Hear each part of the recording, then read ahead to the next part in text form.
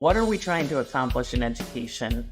We need a whole community of human beings, students and their parents, and our teachers and school leaders who are all on a mission to accomplish that purpose, who are thinking about how do we leverage everything at our disposal, including technology, to get there. I think we just need to be absolutely sure that we are leveraging it with the purpose of creating an equitable and transformative education. Welcome back to Wise on Air, the show where we talk to the world's leading minds on the future of education. My name is Basim, the producer of the show. As a result of the worst shock to education and learning in history, learning poverty, the percentage of 10-year-olds unable to read and understand a simple written text has increased to 70%, according to the World Bank. And on top of that, we have constantly been hearing the word reform quite a lot, especially since the pandemic. And there has been a growing consensus that has been emphasizing the need for education systems to not only prioritize academic skills, but teach students how to navigate uncertainty and change. In a world where educational landscapes are increasingly complex and challenging, a pivotal question arises. Is collective leadership the key to building a path towards systemic change in education? Does there need to be a more unified effort to achieve these changes? And how do we go about that? To answer these questions, we're honored to have Wendy Kopp, founder and CEO of Teach for All and 2021 Wise Prize for Education laureate, as our guest. In this episode, our host, Aurelio Amaral, talks to Wendy on redefining education leadership in the face of current challenges and opportunities. They'll delve into perspectives on equipping students for an ever-changing future, the importance of unlearning outdated mindsets, and the role of technology in education. Let's jump to Aurelio to kick off the conversation.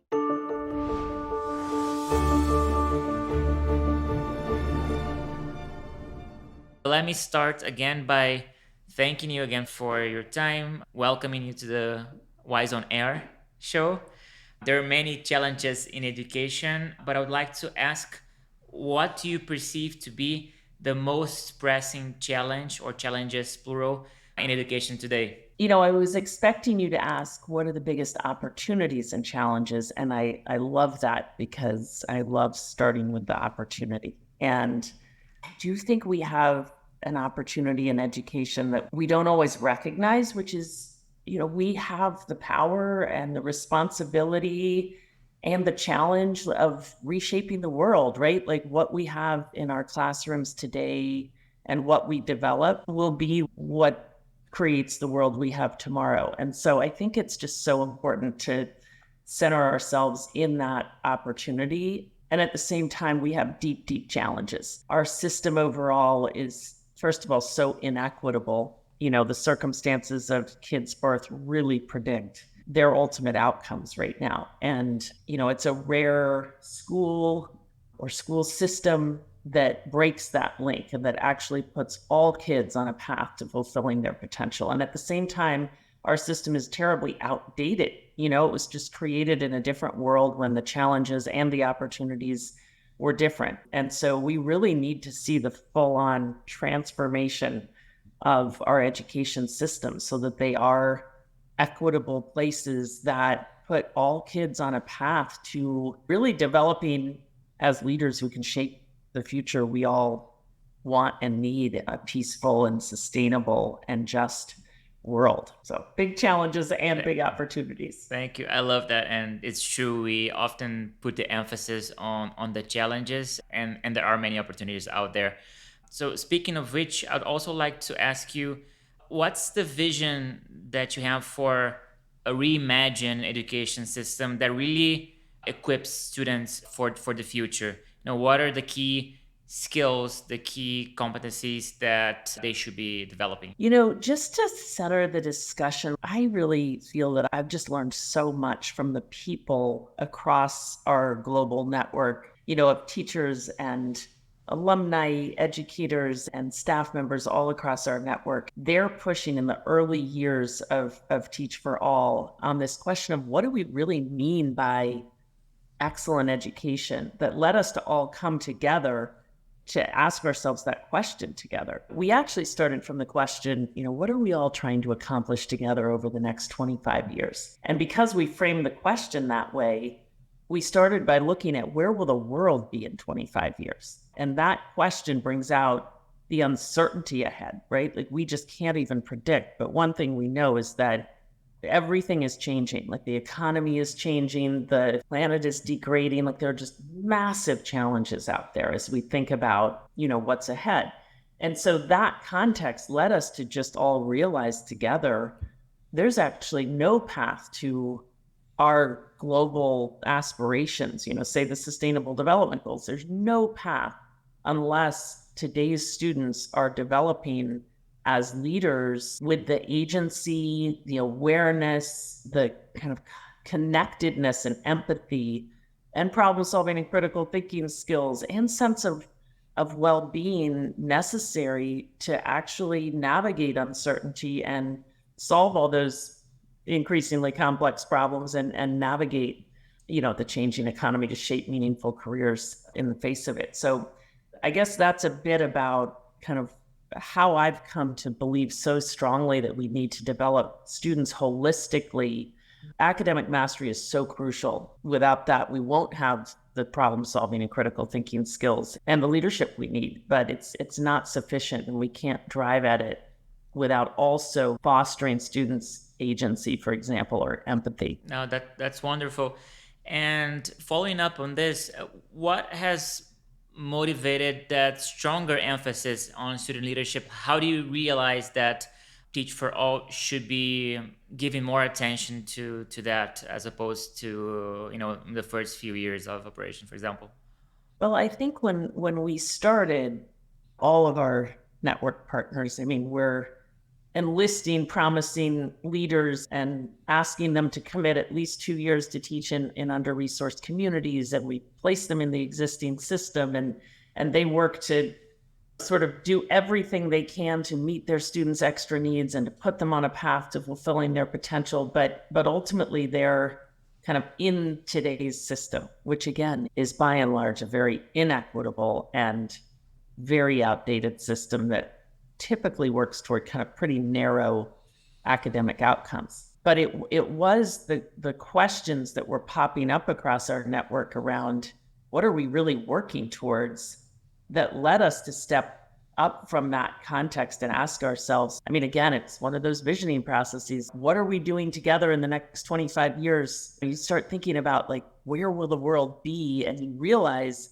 wow, again, the responsibility we have as educators, what we're developing in classrooms today, that's everything. That's what the world will be in the future. There's so much talk about long-termism right now, the need to make decisions with future generations in mind. I've just come to think of education is the ultimate long-termism, right? And there's so much that focuses all of us, parents, teachers, students, on the present, right? We need to worry about the kids in classrooms today, and it's so true. We need to be worried about the present, but it's also so true that we need to take a long-term view and really step up and ask ourselves what we're ultimately working towards, what we want to have be true for the world and for our communities, and therefore what needs to be true for the students who come out of our school systems. And based on your research, could you mention a few practices and strategies that teachers have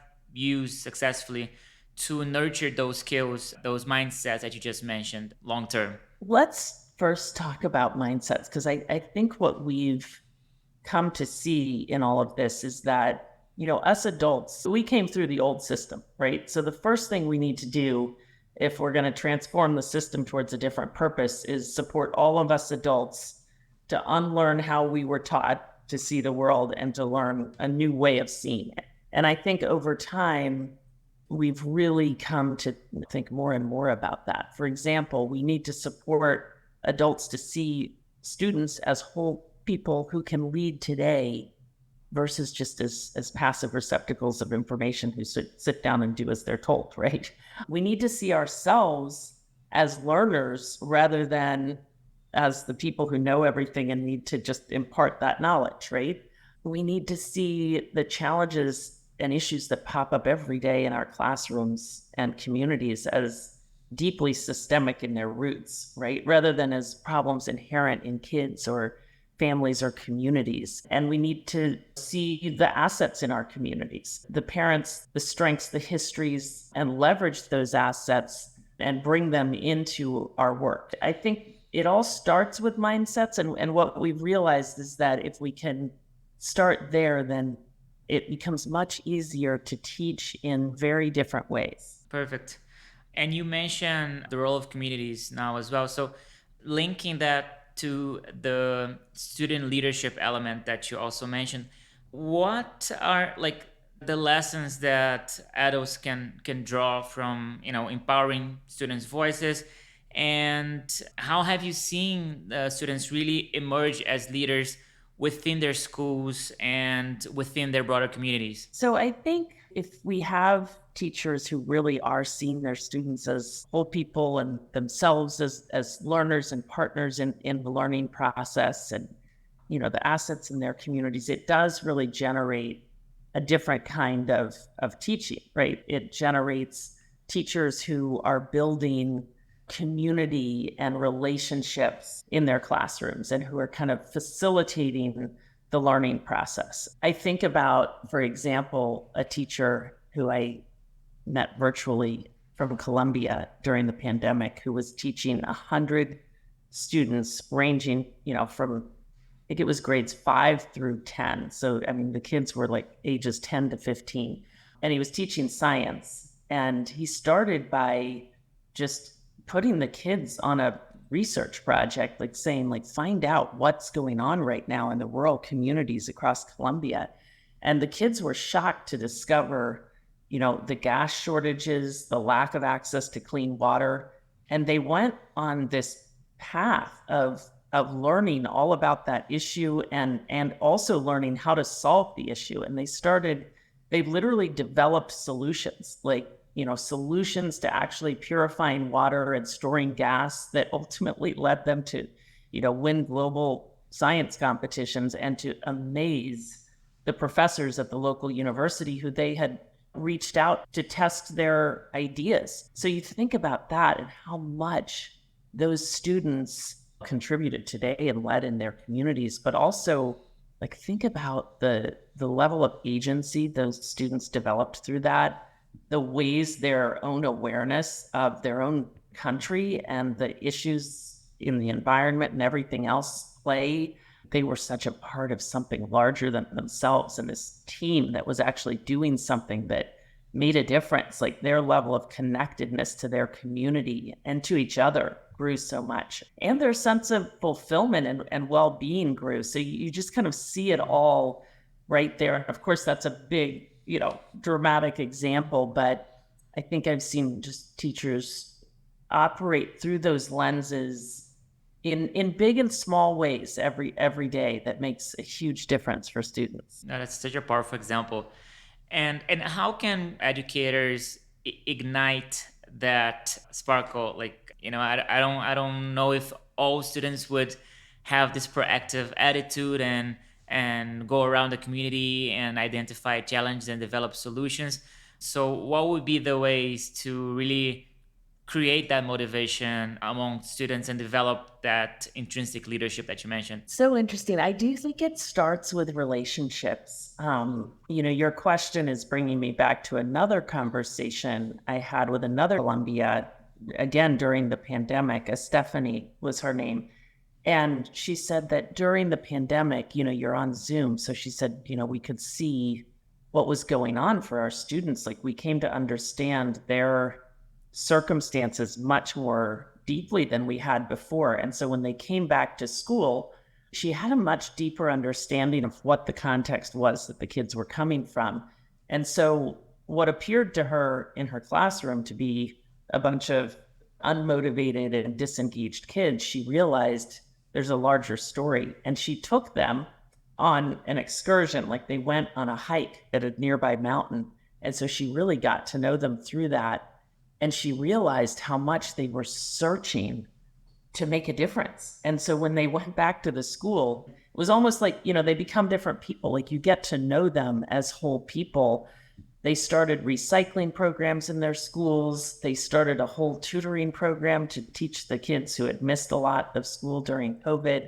And she just realized they had just a different level of leadership and potential than she otherwise might have realized, you know? So I think it really does all start with getting to know students. Thank you. And I love that you're using examples from educators from Colombia, because Wise was in Colombia a few months ago hosting a conference, and we got to hear a lot of interesting testimonials from school leaders, from teachers who use the surroundings of the schools, who leverage the environment in a very smart way. And I think your two examples really corroborate the perception that we had over there as well. So thank you for that. You mentioned COVID and the intensive use of technology in classroom in the last few years.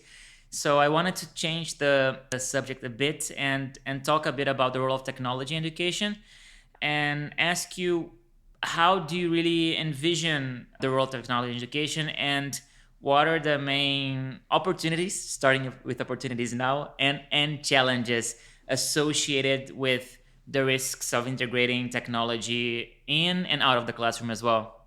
Yeah.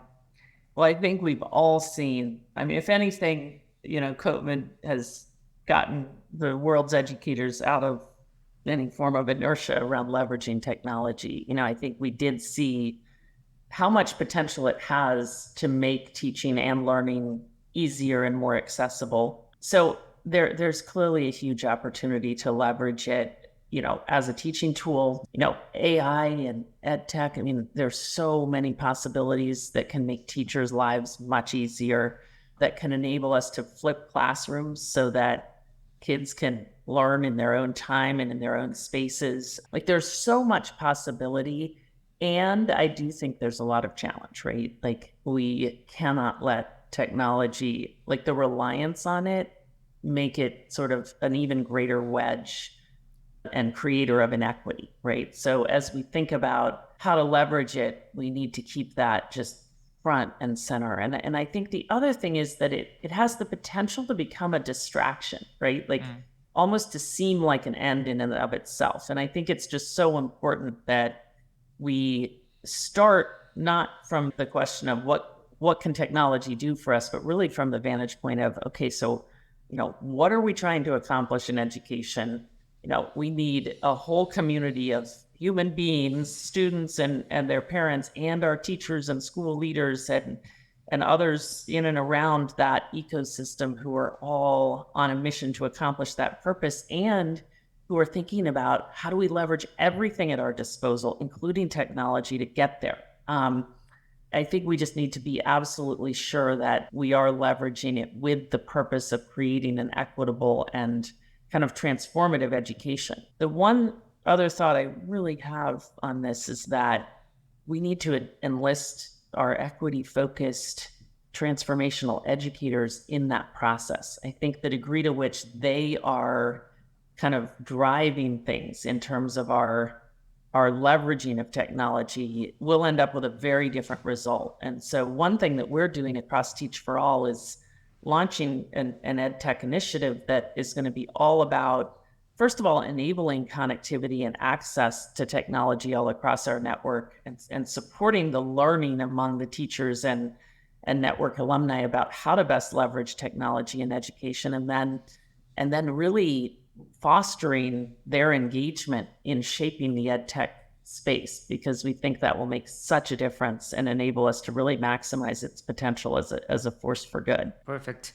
And you also mentioned like large scale transformation education.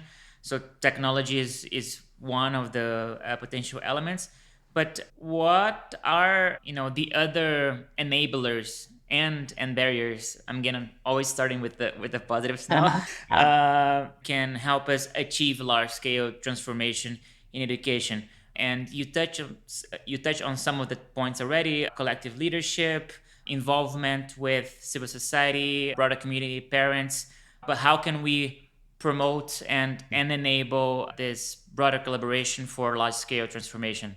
You know, we all saw the conclusion of the RISE Educational Research Project this, you know, a few months ago. This was the 10-year research project that was led by development economists out of Oxford's Blavatnik School. And it looked at, I believe, 50 years of data across all the low and low to middle income countries in the world to try to understand what's at work in the school systems that are improving. And the big headline that I took from those results was that, while we spend so much of our energy in education focused on what they would call technical practices, things like curriculum and teacher training and student assessments and making sure all of that's lined up. It's all super important. But the research showed that, that's necessary, but not sufficient to have the kind of transformational outcomes we're looking for. And what they pointed to as the kind of X factor, like the thing that was present in every system that's improving, was a collective sense of purpose that's felt throughout a system.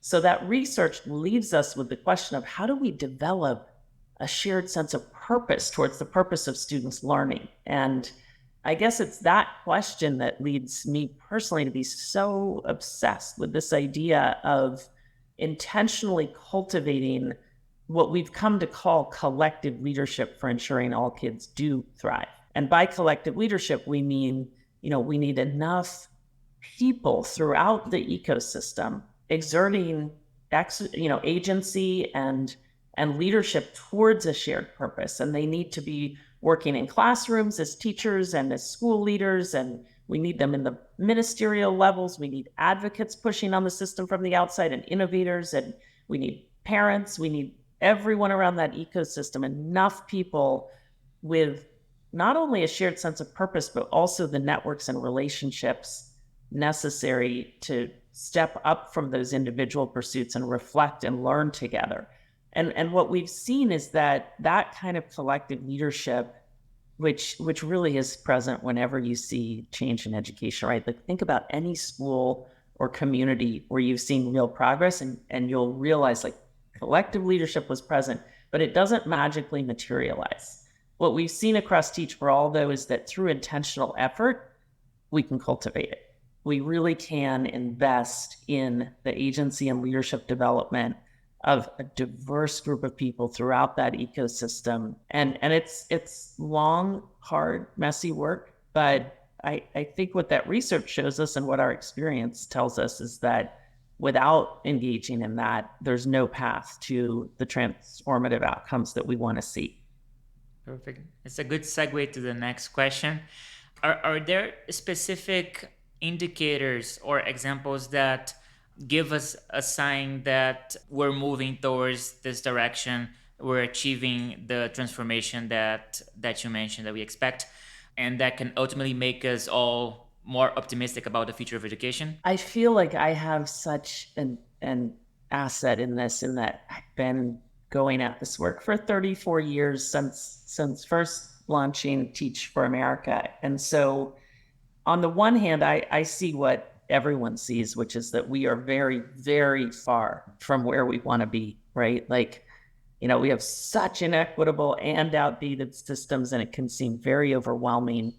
But what I've seen over many years is dramatic progress. Like if you look over time, there really has been dramatic progress in many communities around the world.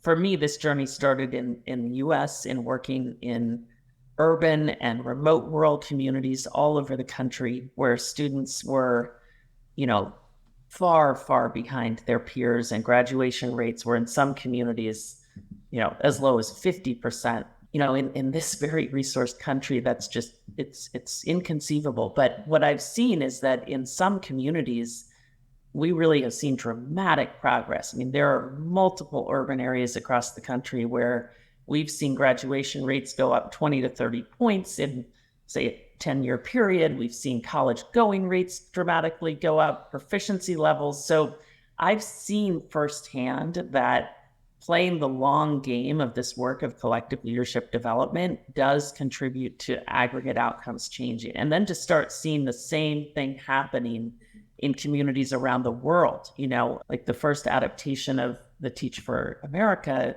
approach was in the UK where a group of people started Teach First to address the massive disparities along socioeconomic lines in London. And, that city has gone from being the worst place to be if you're a poor, disadvantaged kid to being the best place in the UK to be. Like, they've seen true transformation, and it's happened through so many people, again, exerting leadership throughout that ecosystem. And then to start seeing, I think about Teach for India, which has, fostered the development of 5,000 plus incredible leaders for many of the urban and rural communities across the country. But I think about what's happening in Delhi right now, in part through their efforts, but through the efforts of many others throughout the system, where we've seen really, just massive gains for kids in the last 10 years in terms of their kind of foundational literacy levels in the middle school years.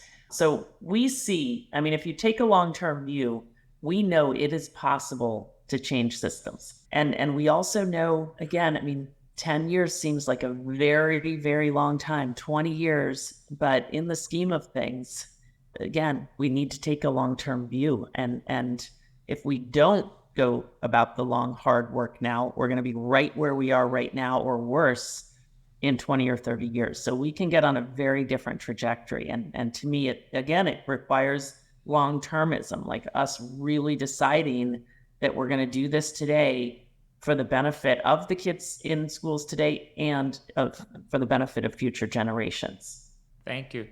And picking on that, looking back at these 34 years of career in education, is there anything that you didn't know when you first launched Teach for America and then Teach for All Network that you wish you knew and that maybe can inspire social entrepreneurs who are just now starting on their journey? The list of things I didn't know is just massive. I would maybe say two of the biggest learnings that have emerged for me as part of the kind of global part of this journey have been, one, just really recognizing the importance of, stepping back, kind of pulling up from today's world within our communities, like bringing diverse constituents together around this question of what do we want to have be true for our communities, and therefore what do we need to be working towards for students, like basically rethinking the purpose of education. And I've learned that there's a growing movement out there to have these kind of, quote, big education discussions in communities all over the world where we're considering that. And I think if I could do it all over again, I would put the effort to do that at the center of our work, so that we're just all working together. All the teachers and leaders we're developing, working together, not towards outdated purposes, but towards a purpose that will really matter for today's world. So that's one of the most salient lessons I've learned. The other is about the power of networks and of learning together across communities, but also across countries. I feel that my learning curve has just become so much steeper and quicker, because we're part of this kind of beautiful global learning community of people who are learning across contexts. Because as different as our cultures and contexts are, what we've seen is that the roots of the issues we're addressing are remarkably similar in many cases, and that means the solutions are much more shareable than we've assumed. So I've realized that we can just move so much faster if we're learning from each other. Amazing. And a lot of our conversation today has been around collaboration, the power of community, of multi-stakeholder conversations. So I wanted to ask a final question. If you could offer some advice to all these different stakeholders that are involved and should contribute to a better education system, and I mean not only teachers, but parents, policymakers, other community groups, what advice would you give to each of them, so that our listeners who are not directly involved in the education system, they'll have some homework to do after listening to the podcast? The biggest thing I would say is go talk to students, your own your own kids, your students if you're a teacher, like really ask them, start talking to them. Like I think we learned this during the pandemic, right? Like the relationship of like we kind of stepped out of the box and we started really, I mean, parents talking even more to their kids about what's going on with their education, teachers. I mean, there was much more partnership between students and teachers around like, okay, how are we going to keep learning happening?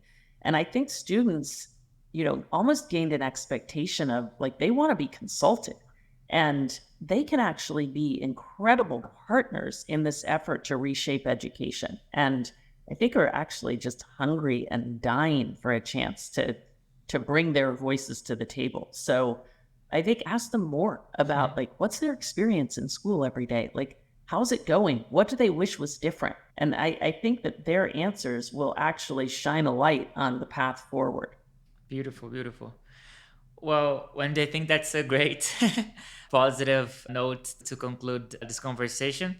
And I just wanted to thank you again for your insights and ask you if there is anything else that you'd like to add, that you'd like to share as well. Yeah, I think we're good. I mean, I guess since your audience is global, I could just share that for anyone out there in a country with a Teach for All partner, I hope you'll learn more about it and get involved. But for all those countries in the world that aren't yet part of the Teach for All network, we would love to talk with folks who are interested in kind of pioneering an adaptation of this approach in your countries as we work to grow our global network. It's all focused on developing collective leadership for ensuring that all of our kids can fulfill their potential to shape a better future. Brilliant, brilliant. Thank you so much, Wendy, once again.